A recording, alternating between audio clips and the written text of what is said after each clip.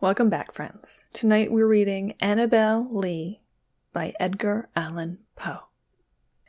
It was many and many a year ago, in a kingdom by the sea, that a maiden there lived whom you may know by the name of Annabel Lee. And this maiden she lived with no other thought than to love and be loved by me. I was a child, and she was a child, in this kingdom by the sea, but we loved with a love that was more than love, I and my Annabel Lee, with a love that the winged seraphs of heaven coveted her and me.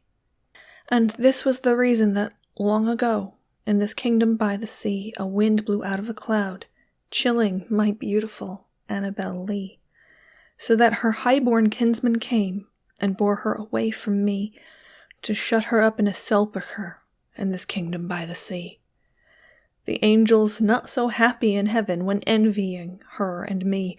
Yes, that was the reason, as all men know in this kingdom by the sea, that the wind came out of the cloud by night, chilling and killing my Annabel Lee. But our love, it was stronger by far than the love of those who were older than we, of many far wiser than we. And neither the angels in heaven above, nor the demons down under the sea can ever dissever my soul from the soul of the beautiful Annabel Lee. For the moon never beams without bringing me dreams of the beautiful Annabel Lee, and the stars never rise but I feel the bright eyes of the beautiful Annabel Lee. And so, all the night tide, I lie down by the side of my darling, my life and my bride, in her sepulchre there by the sea, in her tomb by the sounding sea. The end. The story of Annabel Lee is kind of an interesting one, just in terms of the poem itself. Edgar Allan Poe initially sold it to Sartain's Union magazine, but then he died, and it was initially published alongside a scathing obituary. Like, how often do you hear the words scathing obituary? But it was published alongside his scathing obituary in October of 1849. There's a bit of speculation about the inspiration for this poem. Some people say it's just his spooky imagination. Since it was published after his death, a whole slew of people have come forth and said, no, it was me. It was all about me. But it seems like the most likely inspiration for this poem was his wife, Virginia Eliza Clem Poe, who died in 1847, a couple years before he did. So this is where we get kind of awkward. If a story is going to involve either, sexual content or violence against animals or kids in particular, I usually try to be mindful of that and give you kind of like a little bit of a content warning beforehand so that you know what you're getting into before we get into it. This is the first analysis that I've ever done which requires a content warning. And alongside that content warning, I'll just note that I tend to be the type of person where when I feel uncomfortable, I giggle. I don't actually think that it's funny. That's just kind of a disclaimer.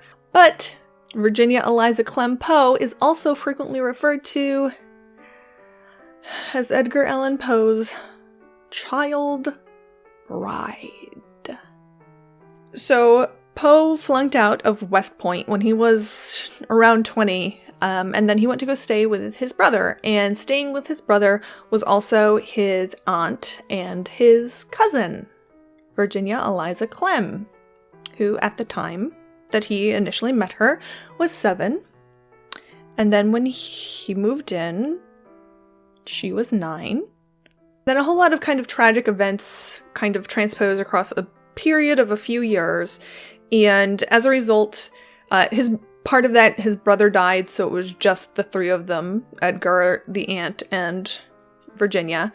And at one point, Poe had to go move somewhere else in order to get a job because they were really financially not very well off. It was at the beginning of August. He was like, I found this job with some friend of mine somewhere else, so I'll go do that and send you money and then I will be back. Don't worry. So a couple of weeks after Poe left, Another cousin of theirs, also kind of confusingly named Poe, said, you know, you have Virginia. At this point, she is 12, 13 years old. And we have Virginia, and she really could do with some schooling. I feel like if I took her in, I could really, you know, raise her up to be a proper lady, maybe, and raise her prospects in the world. So I'll just take her. It's okay, and I will provide for her, and it'll be fine. So they mail Edgar this letter that says, hey, we're gonna let this other cousin, you know, care for Virginia and send her to school and stuff. It'll be fine. And Edgar Allan Poe sends back the most overdramatic, messy letter. My dearest auntie, I am blinded with tears while writing this letter. I have no wish to live another hour. And that's just the beginning, and then he adds a postscript to Virginia saying, oh, please remember how much your cousin Eddie loves you. And he sent that on August the 29th. And apparently he was so distraught by this whole situation, and again, it is not funny. He left at the very beginning of August, and by the end of August, he was so distraught over this situation that he was fired. He had taken up an alcohol habit, which persisted for the entire rest of his life. He went back home, and then he married Virginia, who was 13 at the time to his 27. And now I know what you're gonna say. You're gonna say, but Anna, it's just the times. They were different back then. They had different standards of That's a direct quote.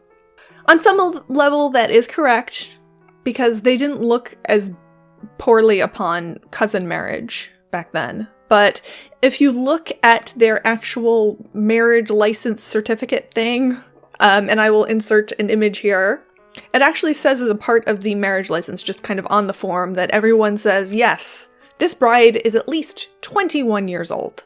Now, obviously, people did marry quite a bit younger than 21 at that time, but 13 was still right up.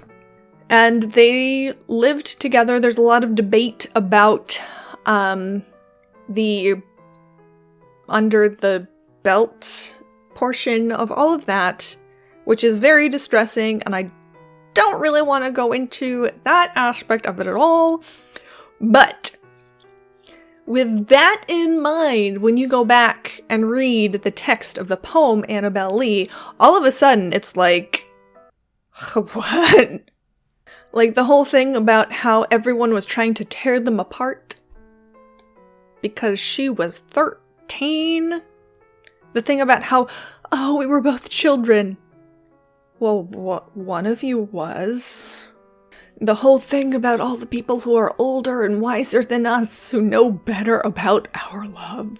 It feels so gross to contemplate this poem on almost any level when you realize who he was writing it about. Their marriage persisted through the rest of her life until she passed away from tuberculosis when she was 24, I think it was. So they were married for about a decade, and it feels kind of even worse when you think about some of the inspiration that has stemmed from it. As a big, for instance, if you've read Nabokov's Lolita, which follows the same theme as this, one of the central characters that kind of he uses to kind of explain, well, Humbert is the prototypical unreliable narrator, so he's saying that this explains why is a character named Annabel Lee. And I'm sorry, I've just kind of wrecked our fun end of October creepy Halloween thing, but it's creepier than any of us realized when we set out, I think. I was gonna do like a whole like Halloween thing, but it seemed really gauche to dress up as like a Ninja Turtle or something and talk about this. I did do my little cat. That's even that seems weird. So I hope you enjoyed the poem. If you did, leave a thumbs up down below. And while you're down there, subscribe, because I promise not every Poetry Thursday is as messed up as this one. I'll see you guys next time.